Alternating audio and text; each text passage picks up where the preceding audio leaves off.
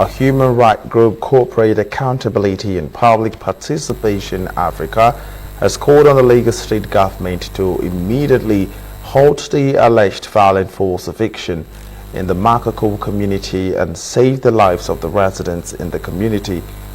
The CAPPA alleged that residents have been displaced without adequate shelter or basic amenities.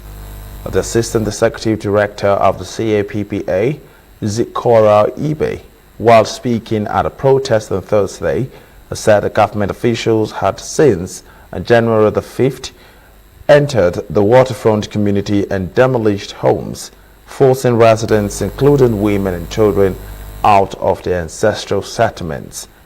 Ibeh maintained that residents were allegedly tear-gassed and shot at during the operation, leaving many homeless and without access to clean water or alternative accommodation. She claimed that generations of families have lived in Makoko and described the community as their ancestral home. The protesters demanded an urgent meeting with Governor Babajide Sanwo-Olu and the Speaker of the Lagos State House of Assembly, Honorable Mudashiru Obasa, calling on the state government to explain the policy behind the alleged displacement and to halt a further eviction.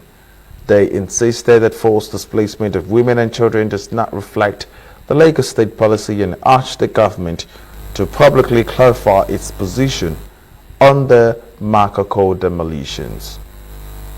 3 women have died in Makoko community. 2 babies have died just because they were tear gassed to death. Why? Why must poor people be displaced? Because Lagos wants to sell lands and homes to elites, to their friends, to make communities a symbol to show poor people that they cannot occupy space in a place that should be home for them. So this is why we are here today. We want to meet the governor. We want to meet the Speaker of the House of Assembly. We want them to tell us why they won't stop killing us. We want them to tell us why they won't stop displacing women and children. This is not the Lagos policy, and if it is Lagos policy, they must tell us this afternoon if that's the new Lagos policy.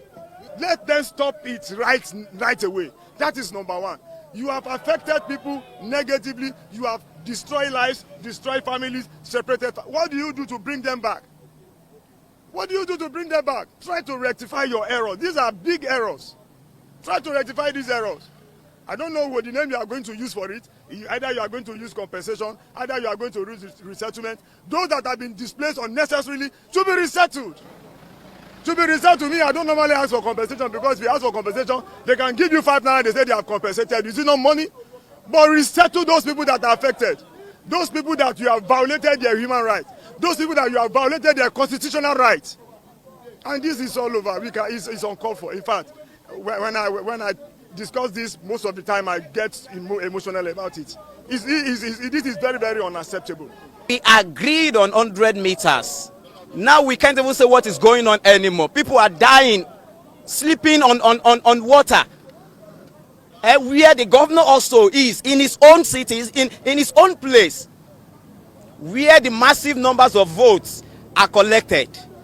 And I can assure you that there in Makoko community has the highest count of votes. What is now happening with us? Haven't we done enough?